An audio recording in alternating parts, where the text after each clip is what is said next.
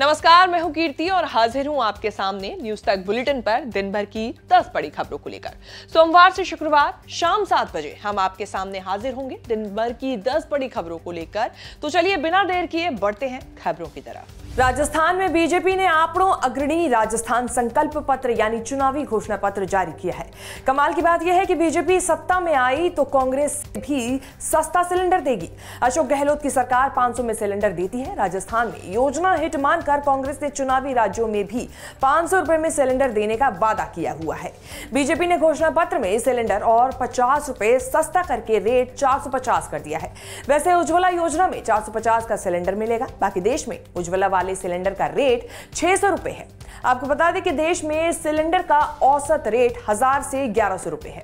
BJP ने सत्ता में आने पर 2.5 लाख सरकारी नौकरियां, किसानों को 12,000 सालाना, 12वीं पास करने वाली लड़कियों को स्कूटी देने का भी वादा किया है। लड़की के जन्म पर 2 लाख का सेविंग बॉन्ड भी दिया जाएगा। राहुल गांधी मध्य प्रदेश, छत्तीसगढ़, तेलंगाना और मिजोरम में चुनाव प्रचार कर रहे थे। राजस्थान नहीं जा रहे थे। बहुत हल्ला मच रहा था कि गहलोत से नाराज है, इसलिए राहुल राजस्थान नहीं जा रहे हैं। हालांकि प्रियंका गांधी के रेगुलर दौरे होते रहे। अब राहुल गांधी ने भी सबकी बोलती बंद कर दी है। एमपी और छत्तीसगढ़ में कैंपेन खत्म होते ही अगले ही दिन वो व्हाइट टी शर्ट पहनकर बैकपैक लेकर राजस्थान पहुंच गए। कुछ घंटे में ताबड़तोड़ 3 रैलियां कर दी। अशोक गहलोत और सचिन पायलट यानी नदी के दोनों किनारों को लेफ्ट राइट लेकर राजस्थान में बीजेपी को हराने की हुंकार भर गए। बोले एक साथ नजर आ रहे हैं, एक साथ हैं और रहेंगे। स्वीप करके राजस्थान जीतेंगे भी। वैसे बोलने वाले भी गलत नहीं थे। चुनाव के मौसम में राहुल करीब 2 महीने तक राजस्थान में झांकने भी नहीं आए। खैर, अब आ गए हैं तो बीजेपी के लिए ये खतरे की घंटी बज गई है। अगले 7 से 8 दिन तक गहलोत पायलट को साथ लेकर अगर राहुल प्रियंका राजस्थान में घूमते रहे तो चुनाव का खेल पलट सकता है।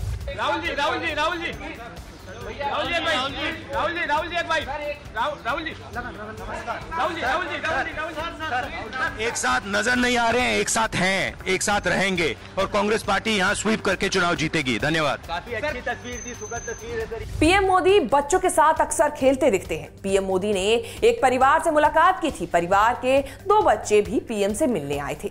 बच्चों के साथ मोदी भी बच्चे बन गए। मस्ती मस्ती में पीएम ने दोनों बच्चों को कान पकड़कर हिलाया। एक सिक्के को सिर पर चिपकाकर बच्चों को जादू जैसी ट्रिक दिखाई। बच्चे से भी पीएम ने सिक्के वाला ट्रिक कराया। पीएम मोदी ने बच्चों के साथ बिताए मोमेंट्स का वीडियो सोशल मीडिया प्लेटफॉर्म पर शेयर किया तो वायरल हो गया। कांग्रेस नेताओं ने इसमें राजनीति देखी। सिक्के के खेल को रुपए का भाव गिराने की निंजा टेक्निक कहना शुरू कर दिया। कल सुबह मध्य प्रदेश और छत्तीसगढ़ में वोटिंग का दिन है। मध्य प्रदेश में सभी 230 सीटों पर कल ही वोटिंग होगी।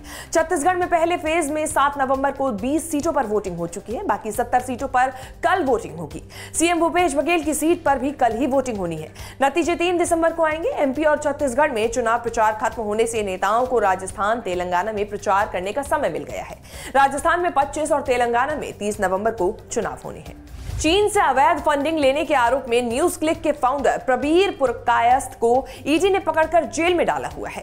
अब अवैध फंडिंग के सिंघम की भी खैर नहीं। ईडी ने न्यूज क्लिक को फंडिंग देकर भारत विरोधी एजेंडा और चीन का प्रोपेगेंडा चलाने के आरोप में श्रीलंकाई मूल के अमेरिकी अरबपति नेविल रॉय सिंघम को पेशी का सम्मन भेजा है। वैसे सिंघम ना तो भारत में रहते हैं और ना ही भारतीय नागरिक हैं। ईडी के काबू में कैसे आएंगे पता नहीं।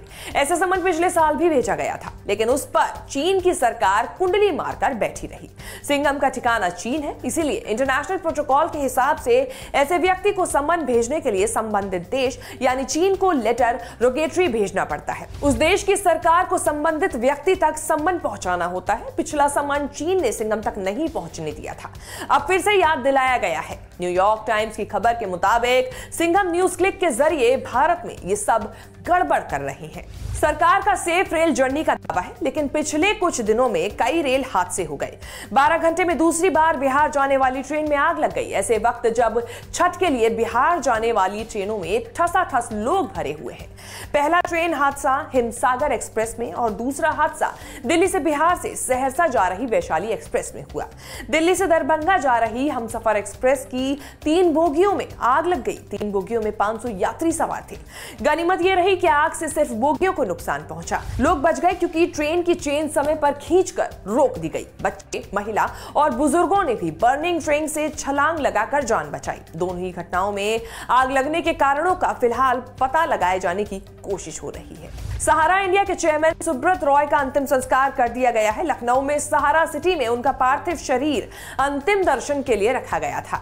14 नवंबर को मुंबई के अस्पताल में 75 साल के सुब्रत रॉय का निधन हो गया था। सुब्रत रॉय के 16 साल के पोते हेमांक ने उनको मुखाग्नि दी। सुब्रत रॉय के बेटे हैं सुशांतो और सीमांतो, दोनों लंदन में रहते हैं। दोनों अंतिम संस्कार में शामिल होने नहीं आ पाए, लेकिन उन्होंने हेमांक को लंदन से भेज दिया दादा को मुखाग्नि देने के लिए। हेमांक रॉय सुब्रत के छोटे बेटे सीमांतो के बड़े बेटे हैं और लंदन में पढ़ाई करते हैं। मंगलवार को सुब्रत रॉय के निधन के बाद ही हेमांक मुंबई आ गए थे।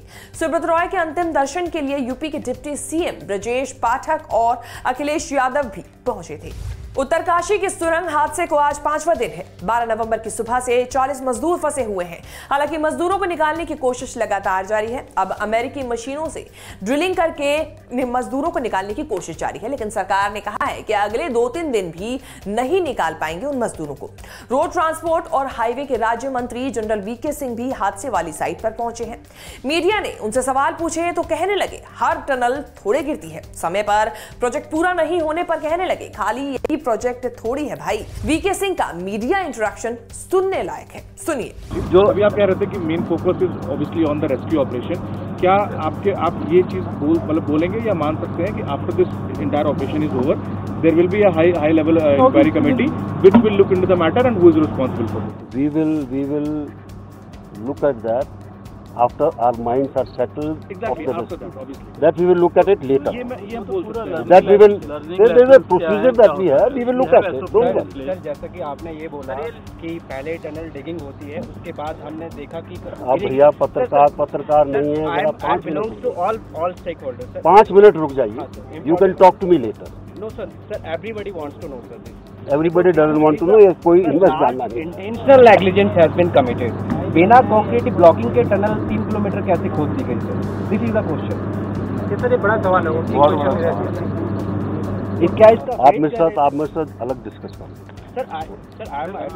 I'm telling you यार, एडवोकेट हो, कोर्ट थोड़ी है ये बताओ मुझे, आप एडवोकेट हो, कोर्ट में खड़े हो क्या?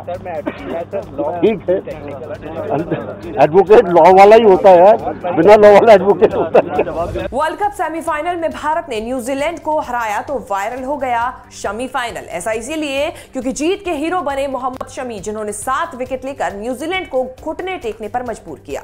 खूब वाहवाही हो रही है शमी की, तारीफ करने वाले पीएम मोदी भी हैं। शमी शानदार तो साबित हुए, लेकिन मैच के 28वें ओवर में केन विलियमसन का कैच छूटने के बाद शमी के पीछे ऑनलाइन ट्रोलिंग लग गए थे। गालियां, पाकिस्तानी और ना जाने क्या क्या उन्हें कहा गया। राहुल गांधी का भी पुराना ट्वीट वायरल हुआ। मामला तब का है जब शमी को 2021 के T20 वर्ल्ड कप में भी ट्रोल किया गया था। उस वक्त पाकिस्तानी बल्लेबाजों ने शमी की बॉलिंग की खूब पिटाई की थी। धार्मिक एंगल से भी शमी को निशाना बनाया जाने लगा। तब राहुल ने लिखा था कि मोहम्मद शमी, हम सब आपके साथ हैं। ये लोग नफरत से भरे हुए हैं क्योंकि कोई इन्हें प्यार नहीं देता, इन्हें माफ कर दीजिए।